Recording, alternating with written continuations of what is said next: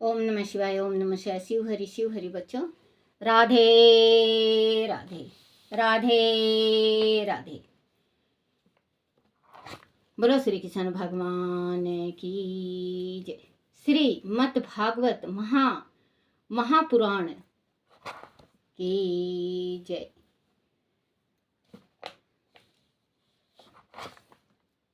श्री मद भागवत महापुराण में 7वां अध्याय व्यास जी द्वारा श्रीमद् भागवत की रचना और सूत जी द्वारा महाभारत के अंशों का उल्लेखन। बोलो सियापति रामचंद्र भगवान की जय। सोनकदी ऋषियों ने सूत जी से पूछा, सूत जी, देव ऋषि नारद जी के जाने के उपरांत महर्षि व्यास जी ने क्या किया? सूत जी ने कहा, हे ऋषिवर, नारद जी के जाने के उपरांत बद्रिका का आश्रम में बैठकर व्यास जी ने श्री कृष्ण के चरित्र और लीलाओं को लेकर श्रीमद् भागवत नामक महापुराण की रचना की और उसे अपने पुत्र श्री सुखदेव जी को कंठस्थ कराया। उन्होंने भी पूर्ण मनोयोग से इस ग्रंथ का अध्ययन किया। राजा परीक्षित के जन्म और कर्म की कथा। बच्चों, लाइट चली गई, माफ करना। और दूसरा ये बच्चों, मेरा टिकट है छत्तीसगढ़ का जो टिकट बना है मेरा, तो 1 तारीख का बना है। वहाँ भागवत चलेगा, 4 तारीख से चालू होगा, तो मैं 2 दिन पहले जाऊंगी। तो बच्चों, अगर जैसे लेट सवेर हो सकता है, लेकिन मैं हो सकता है लाइव भी आपका कराऊं, हो सकेगा तो लाइव भी करवाऊंगी, नहीं तो वहाँ का जो भागवत शिव ये चलेगा श्रीमद् भागवत महापुराण सप्ताह हो रहा है मेरे भाइयों के यहाँ, तो वहाँ मैं जाऊंगी। 1 तारीख का टिकट है मेरा, और मैं वहाँ से आपको फ़ोटो ये बना के भेजूंगी।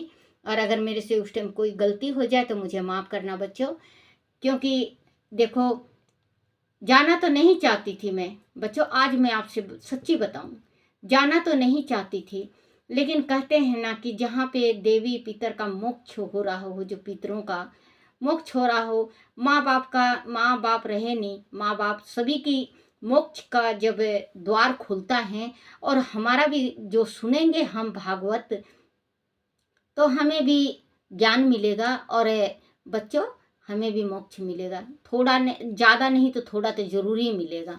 तो बच्चों, मैं छत्तीसगढ़ जाऊंगी, छत्तीसगढ़ से बना के फिर आपके पास डालूंगी। अगर मैं लाइव जैसे डालूंगी तो मैं बच्चों 4 तारीख को शाम को, क्योंकि 4 तारीख को कलश उठेगा, कलश का डालूंगी पहले, फिर इसके बाद मैं भागवत पुराण का डालूंगी। और बच्चों, जैसे अभी प्यार कर रहे हो ऐसे ही आप बनाए रखना और प्यार करते रहना, क्योंकि आप देखते रहना, दादी अम्मा को बहुत खुशी मिलेगी। देखो बच्चों, मुझे बोलना नहीं आता ज़्यादा, क्या बोलना है क्या नहीं बोलना है। हाँ, मैं वहाँ से डालूंगी आपके पास। बोलो श्री कृष्ण भगवान की जय हो।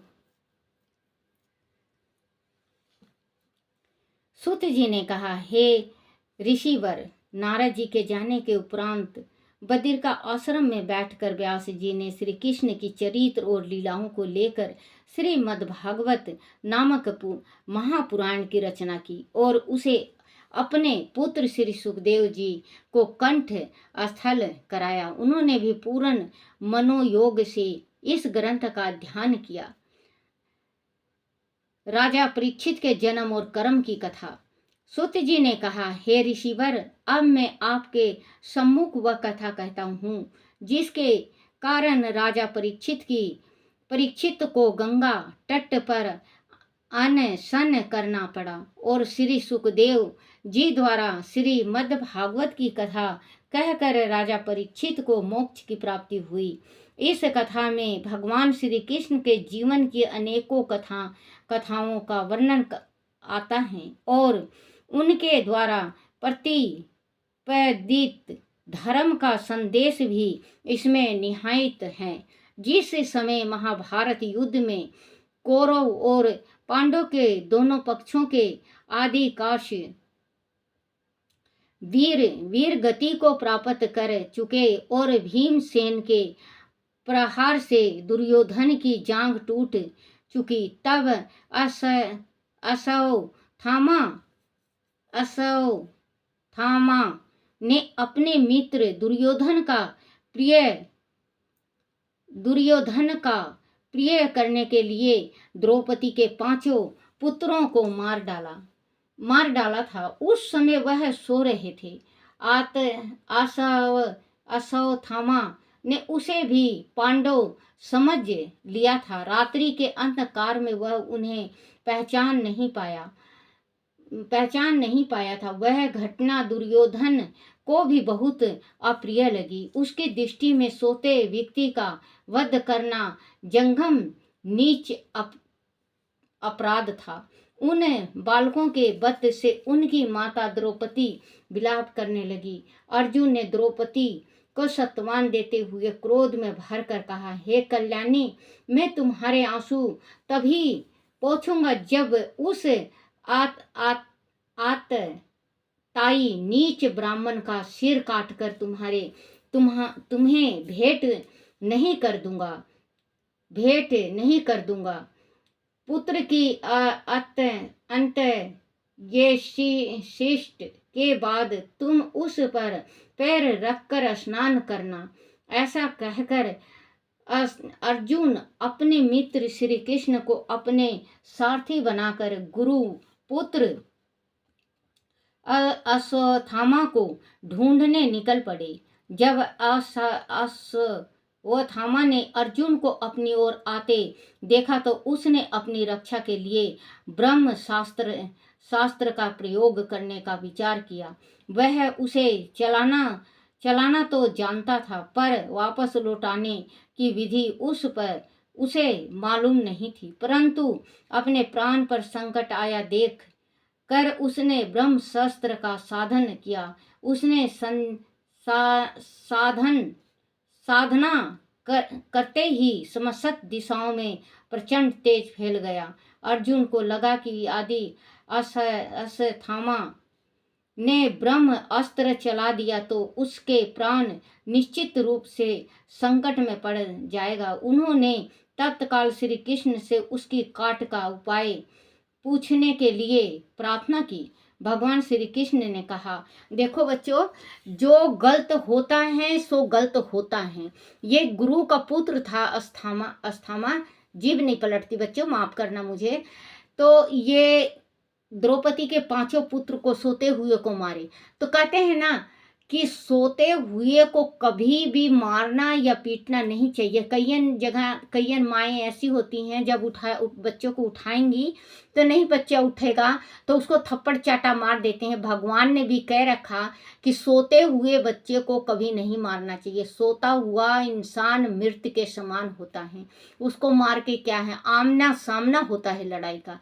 तो जो इसके अस्थमा ने मारा तो द्रौपदी विलाप करने लगी। अब ये गए तो ब्रह्मास्त्र छोड़ तो दिया, उसको छोड़ना तो आता था लेकिन उसको वापसी बुलाना नहीं आता था।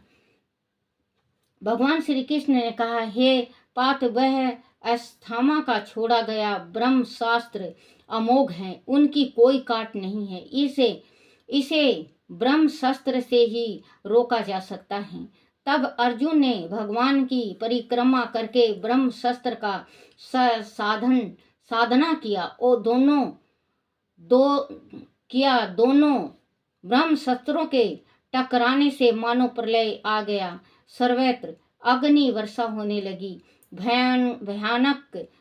भयानक रौ आकाश में गूंजने लगा। उस अग्नि से प्रजा का नाश होते देखकर श्री कृष्ण की अनुमति से अर्जुन ने दोनों ही बाणों को वापस लौटा लिया, परंतु अर्जुन का क्रोध शांत नहीं हुआ। उसने झपट कर अस्थामा को पकड़ लिया और उसे बांधकर अपने शिविर की ओर चल दिया।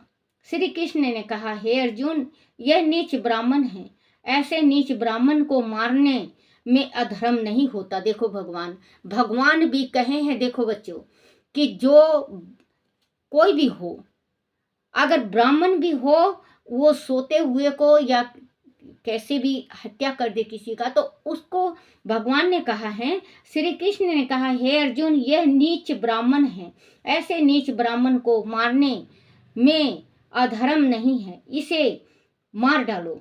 परंतु अर्जुन ने उसे नहीं मारा और कहा, हे माधव, यह गुरु पुत्र है, यद्यपि इसने सोते हुए मेरे पुत्रों को मार कर अजंग पाप किया है, फिर भी इसका वध करने को मेरा मन नहीं करता। इसका न्याय द्रौपदी ही करेगी। अर्जुन ने अस्थामा को लाकर द्रौपदी के सम्मुख खड़ा कर दिया। अश्वत्थामा नीच कर्म करने के कारण सिर झुकाए खड़ा था। गुरु पुत्र को इस प्रकार बांध कर लाया जाना द्रौपदी को अच्छा नहीं लगा। उसने कहा, स्वामी, यह ब्राह्मण है, हम लोगों के पूज्य हैं। इन्होंने देखो कितना बड़ा द्रौपदी का दिल है, बहुत बड़ा दिल द्रौपदी का है, जो कि 5 पुत्र को मार के चला गया और फिर आया, अर्जुन बांध के लेके आए तो उनको अच्छा नहीं लगा। कहे बोले कि ये गुरु पुत्र हैं, ये हम अगर ऐसे करेंगे तो ये संसार नहीं चलेगा। लाया जाना द्रौपदी को अच्छा नहीं लगा। उसने कहा, स्वामी, यह ब्राह्मण हैं, हम लोग के पूज्य हैं। इन्होंने जो दोष कर्म किया है उनके लिए परमात्मा इन्हें दंड देगा। आप ब्रह्म हत्या के दोष ना बने, इन्हें छोड़ दें। सूत जी ने कहा, हे सोनकदी, ऋषियों, द्रौपदी की बात धर्म के अनुकूल थी। क्षमा स्त्री का सबसे बड़ा धर्म है।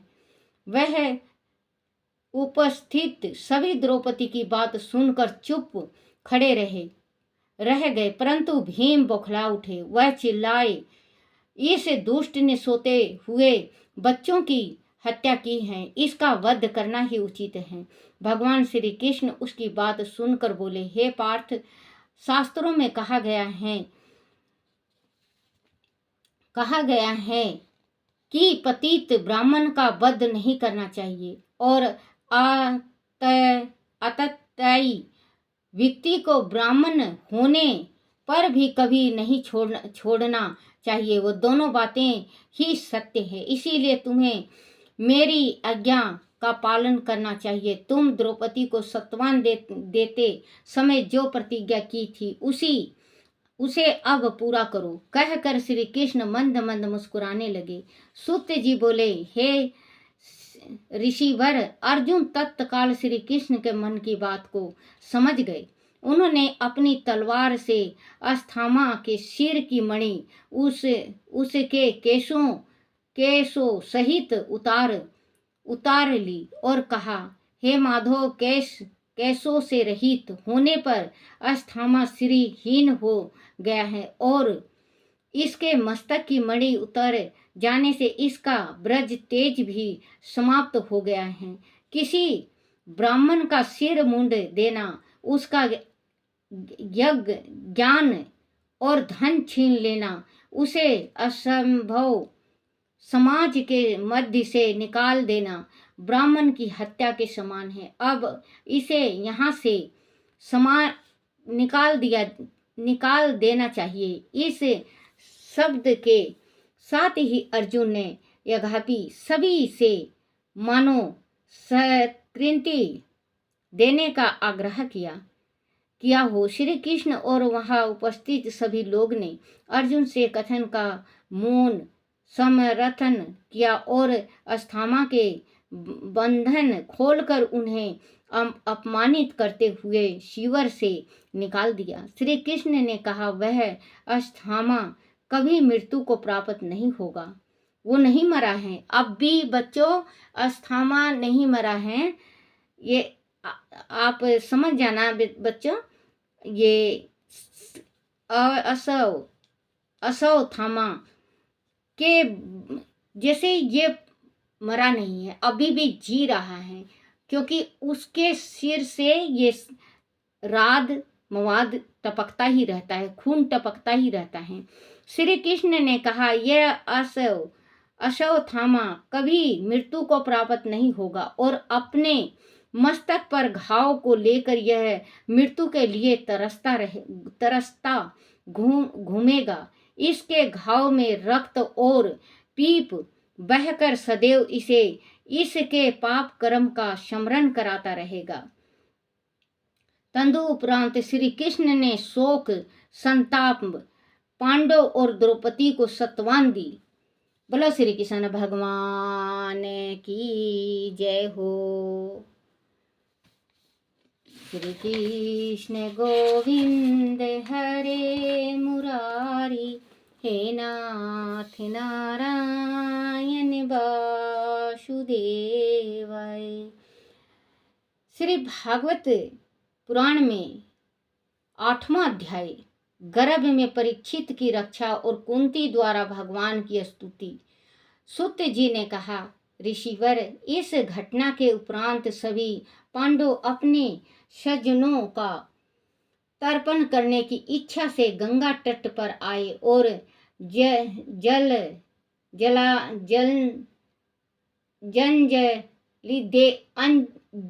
अंजलि देकर अपने सभी मृतक बंधु बंधनाओं की आत्मा को शांति प्रदान करने की प्रार्थना ईश्वर से की। गंगा स्नान करके पांडव गंगा तट पर बैठे हुए थे। उसके साथ भगवान श्री कृष्ण, ऋषि धर्मय, गंधारी, कुंती, धृतराष्ट्र, द्रौपदी और अभिमन्यु की पत्नी उत्तरा भी वहां बैठी हुई थी। शोक संताप कौरव पांडव को श्री कृष्ण और अन्य मुनिगण सत्वान दे रहे थे। युधिष्ठिर को उनका राज वापस मिल गया था। सारे कार्य संपन्न कराने के उपरांत श्री कृष्ण ने महाराज युधिष्ठिर से वापस द्वारका जाने की इच्छा व्यक्त की। उसी समय आकाश मार्ग से एक ब्रह्मशास्त्र तीव्र गति से उनकी ओर आने लगा। उसे देखकर सभी चिंतित हो गए। भगवान श्री कृष्ण तत्काल समझ गए कि पांडवों का वंश बीज नष्ट करने के लिए अश्वत्थामा ने जो बाण शस्त्र छोड़ा था वह अर्जुन के मंत्र प्रभाव से कुछ समय के लिए शांत अवश्य हो गया था, किंतु जिसने उसे छोड़ा था उसके द्वारा वापस न बुलाए जाने के कारण वह अभी तक सक्रिय होकर आकाश में घूम रहा था। पांडव का वंश बीज उत्तरा के गर्भ में पल रहा था। देखते देखते वह ब्रह्मशास्त्र 6 भागों में विविक्त हो गया। 5 पांडव की ओर 6ठा वान उत्तरा के गर्भ की ओर तीव्र गति से आने लगा। कुंती ने व्याकुल होकर श्री कृष्ण से प्रार्थना की, हे कृष्ण, मेरे वंश की रक्षा करो। उत्तरा ने भी व्याकुल होकर श्री कृष्ण से कहा, हे देवादिदेव, हे जगदीश्वर, आप महायोगी हैं, आपके सिवाय मेरी रक्षा कौन करेगा। इस लोक में मुझे अभय देने हैं, परंतु मेरे गर्भ की आप रक्षा करें। सूत जी ने कहा, हे ऋषिवर, भगवान श्री कृष्ण तो इस जगत में भक्त उत्सल हैं। अपने भक्त पर विपत्ति आई देखकर अपने सुदर्शन चक्र से उन्होंने वह माया कवच, लाइट आ गई बच्चों, सॉरी बच्चों माफ करना, कवच बना दिया। ब्रह्म शस्त्र का लक्ष्य कभी खाली नहीं जाता, क्योंकि वह शस्त्र अमोघ है, उसे कोई नहीं काट सकता। परंतु भगवान श्री कृष्ण तो समस्त संसार के पालनहार हैं, उनके तेज के सम्मुख भला कौन सा शस्त्र ठहर सकता है। श्री कृष्ण के माया कवच के निकट आकर ब्रह्म शस्त्र का तेज नष्ट हो गया और वह शांत हो गए। वह कोई आश्चर्य की बात नहीं थी। भगवान स्वयं सभी आश्चर्यों के स्वामी हैं। उनसे पार कुछ भी नहीं है। वह स्वयं अपनी शक्ति माया से अजन्म होकर भी इस संसार की सृष्टि अपनी इच्छा से करते हैं, उनकी रक्षा करते हैं और स्वयं ही उनका संहार कर देते हैं। ब्रह्म शस्त्र से सभी पांडवों को मुक्ति कर श्री कृष्ण रथ पर सवार होकर चलने लगे तो सभी ने उनकी स्तुति की। कुंती ने कहा, हे प्रकृति से परे आदि पुरुष परमेश्वर, मैं आपको नमन करती हूँ। आप इंद्रियों द्वारा अनुभव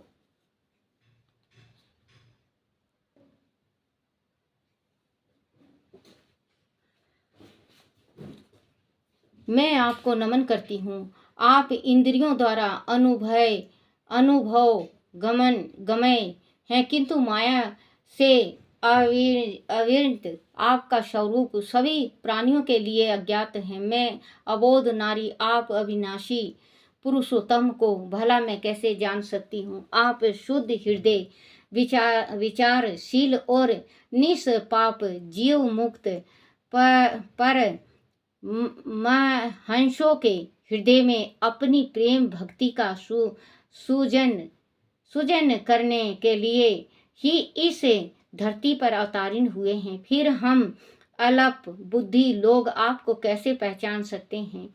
हे देवकी नंदन, हे यशोदा के लाडले, हे ग्वाल बाल सखा, हे गोपियों के हृदय में वास करने वाले मुरली मनोहर, हे गोविंद, हम बार बार आपको नमन करते हैं। जिससे कि नाभि कमल से ब्रह्मा का जन्म हुआ, जो सुंदर कमल पुष्प की माला धारण करते हैं, जिनके नेत्र कमल दल के समान विशाल और रत नारे हैं, जिनके चरणों में कमल के चिन्ह हैं। हे हर्षि ऋषि, आप सर्वशक्तिमान हैं। आपकी शोभा का बखान में नहीं कर सकती। आपके मुख की कोई समता नहीं है। आप दुखी जन के उद्धारक हैं। मैं बार बार आपको नमन करती हूँ। हे कृष्ण, मैं आपको अनंत सर्वव्यापक, सभी के नियत, सभी के काल रूप परमेश्वर मानती हूँ। संसार के सभी जड़ चेतना जीव में आपकी ही सत्ता विद्यमान है। वह सारा संसार आपकी लीला से ही निरंतर गतिमान है। आपका ना कोई प्रिय है ना अप्रिय। आप सभी में सम भाव से शीतल हैं। आप भी विश्वास रूप को और विष व थामा को आप ना जन्म लेते हो। सम भाव से, बच्चों लाइट बार बार आ रहा है, बार बार जा रहा है, थोड़ा दिखने में परेशानी है मुझे। प्रिय हैं ना अप्रिय, आप सभी में सम भाव से शीतल हैं। आप ही विश्व रूप को और विश्वात्मा को आपने जन्म लेते हो ना कोई कर्म आप ना जन्म लेते हो ना कोई कर्म करते हो। फिर भी समस्त जीव में रहकर आप जन्म लेते हो, कर्म करते हो। वह आपकी कैसी लीला है प्रभु। आपकी बल छवि पर मैं बारंबार बलिहारी जाती हूँ। हे भक्त उत्सल, सब आप वत्सल, अब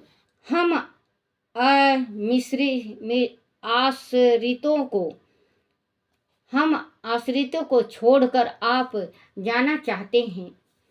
अब हमें यह कौन सहारा देगा। हे प्रभु, जैसे गंगा की अखंड धारा समुद्र में गिरती है, वैसे ही मेरी बुद्धि कहीं और न जाकर आपके प्रीति प्रेम भक्ति के सागर में गिरती है। हे कृष्ण, आपने प्रिय सखा अर्जुन को छोड़कर तुम कहाँ जा रहे हो। तुम्हारा वियोग हमसे सहा नहीं जाएगा। सूत जी ने कहा। इस प्रकार कुंती के प्रेम पूर्वक वचनों को सुनकर भगवान श्री कृष्ण मंद मंद मुस्कुराने लगे और बोले, अच्छा बुआ, चलो मैं तुम्हारे साथ हस्तिनापुर चलता हूँ। वहाँ कुछ दिन रुक कर ही द्वारका जाऊंगा। श्री कृष्ण उनके साथ हस्तिनापुर आ गए और कुछ दिन उनके साथ रहे। वह अपनी बहन सुभद्रा आदि से विदा लेकर जब वह जाने के लिए पुनः तैयार हुए तो राजा युधिष्ठिर ने प्रेम पूर्वक आग्रह करके उन्हें रोक लिया।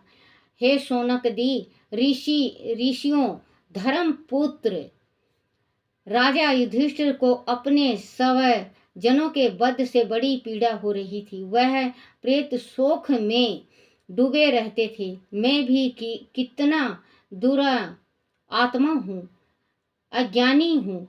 मैंने सियार कुत्तों के आहार के लिए अनसंख्याय सेना का विनाश करा डाला। मैंने अपने कभी प्रिय बंधु जन और परिजन से द्रोह किया है। मैंने अपनी सभी प्रिय बंधु जन और परिजन से द्रोह किया है।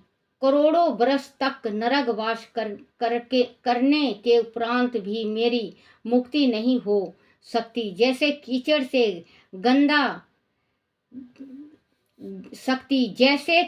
से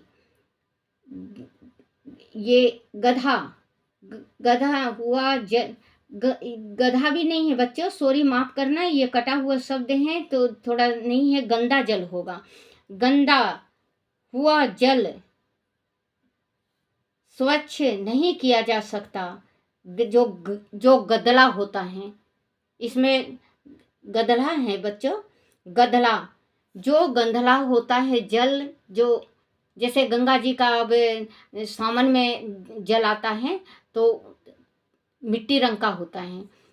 वो बहुत ही दिन में वो फिर शुद्धि में आता है और फिर भी उतना साफ जल नहीं होता किया जा सकता। मदिरा से उनके मादक प्रभाव को दूर नहीं किया जा सकता। वैसे ही सिंह युक्त योगों के द्वारा किसी प्राणी की हत्या का प्रायश्चित नहीं किया जा सकता। बोलो श्री कृष्ण भगवान की जय। श्री कृष्ण गोविंद हरे मुरारी, हे नाथ नारायण वासुदेवाय, हे नाथ नारायण वासुदेवाय, हे नाथ नारायण वासुदेवाय। श्री कृष्ण गोविंद हरे मुरारी, हे नाथ नारायण वासुदेवाय, हे नाथ नारायण वासुदेवाय, हे नाथ नारायण वासुदेवाय। बोलो श्री कृष्ण भगवान की जय हो। अपने अपने गुरुदेव महाराज की जय हो। अपने अपने माता पिता की जय हो। राधा कृष्ण की जय हो। जय हो मेरे कान्हा की जय हो, मेरे कान्हा की जय हो, जय मेरे कान्हा की जय हो।